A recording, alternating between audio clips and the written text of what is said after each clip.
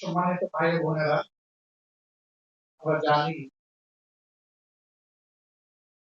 বাংলাদেশের স্বাধীনতার কয়েক বছরের মধ্যেই চীন বাংলাদেশকে স্বীকৃতি প্রদান করে এবং 1976 সালে বাংলাদেশের উন্নয়নে চীন আমাদের প্রতি গুরুত্বপূর্ণ অংশীদার।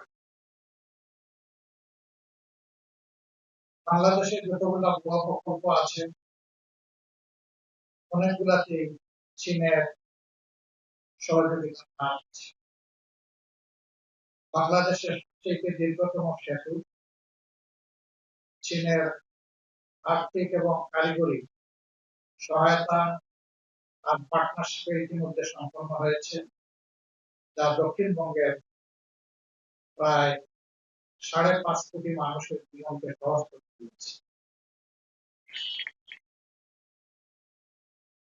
ঢাকায় বাংলাদেশের সবচেয়ে বড় যে সম্মেলন কেন্দ্র রয়েছে চীন বাংলাদেশ সম্মেলন কেন্দ্র, এটি মূলত চীন আমাদের উন্নয়ন সহযোগী হিসাবে বাস্তবায়ন করেছিল, কিন্তু পরে বন্ধুত্বের নিদর্শন হিসেবে পুরাটাই বাংলাদেশকে উপহার দিয়ে দিয়েছে।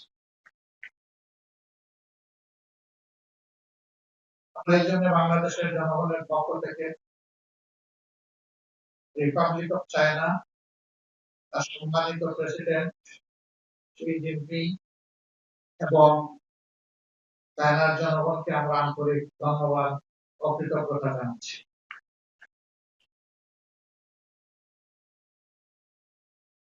চীনের এই যাত্রা আমাদের জীবনের সাথে অঙ্গাঙ্গিভাবে জড়িত এবং মুসলমানদেরও একটি ঐতিহ্যগত সম্পর্ক চীনের সাথে রয়েছে। চীন থেকে গুরুত্বপূর্ণ ব্যক্তিরা এখানে এসেছেন, তারা এখানকার সমাজ পরিবর্তনে অবদান রেখেছেন। আবার এই অঞ্চল থেকেও জ্ঞানী গুণী ব্যক্তিরা তাদের জ্ঞানের পরিসর আরো বৃদ্ধি করার জন্য চায়না সফর করেছেন। সেখান থেকে বিজ্ঞান, প্রযুক্তি, ভাষা এই সমস্ত বিষয়ে তারা উৎকর্ষ সাধন করে এসেছে। দুনিয়ার ভাষার দিক থেকে যে সমস্ত জাতি খুবই কাছাকাছি, তাদের মনের আদান প্রদানটা হয় চমৎকার। আমরা চাই যে চীনের সাথে আমাদের ভাষাগত এই বন্ধন আরো সুদৃঢ় হবে। তাহলে আমাদের হৃদয়ের বন্ধন আরো সুদৃঢ় হবে। চায়না সরকার ইতিমধ্যেই বাংলাদেশে অনেকগুলা কল্যাণমূলক কাজের পদক্ষেপ নিয়েছেন। আমরা আশা করি চাইনিজ ভাষা শিক্ষার একটা উচ্চতর একাডেমি তারা এখানে করে দিবে, যাতে করে আমাদের পরবর্তী জেনারেশন বা ভবিষ্যৎ প্রজন্ম চায়নার সাথে আরো বেশি ঘনিষ্ঠ সম্পর্ক গড়ে তুলতে পারে। আজ বিশ্বে যে কয়েকটি দেশ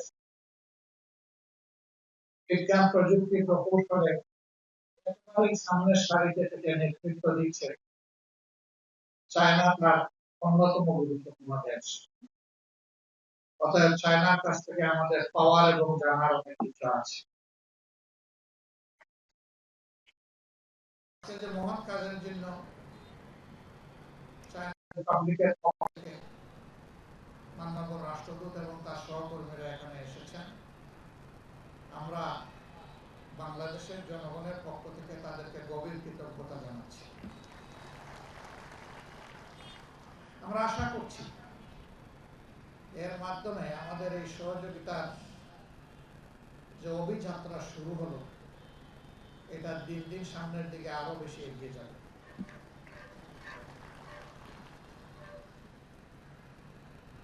চায়নার মাননীয় রাষ্ট্রদূতের মাধ্যমে আমরা আহ্বান জানাতে চাই, বিশাল একটি দেশ চায়না, আপনারা বিভিন্ন পলিটিক্যাল পার্টিকে সেখানে সম্মানিত করছেন, দাওয়াত দিয়ে নিয়ে যাচ্ছেন, তার পাশাপাশি আমাদের দেশের সাংবাদিক মহল, বুদ্ধিজীবী, শিক্ষাবিদ যারা, তাদেরকেও আপনারা এই সুযোগটা বেশি বেশি করে তৈরি করে দেবেন। তাহলে সমাজ বিনির্মাণে তারা আরো কর্তব্যের ভূমিকা পালন করতে পারবেন বলে আমরা বিশ্বাস করি। যে সমস্ত ভাই বোনেরা এখানে আজকে এসেছেন সামান্য উপহার নেওয়ার জন্য, আল্লাহ তাআলার দরবারে দোয়া করি আল্লাহ যেন আপনাদের জীবনে সচ্ছলতা দান করেন, যে ভবিষ্যতে আপনারা নিজেরাই যেন বিপন্ন মানুষকে নিজ হাতে সহযোগিতা করতে পারেন।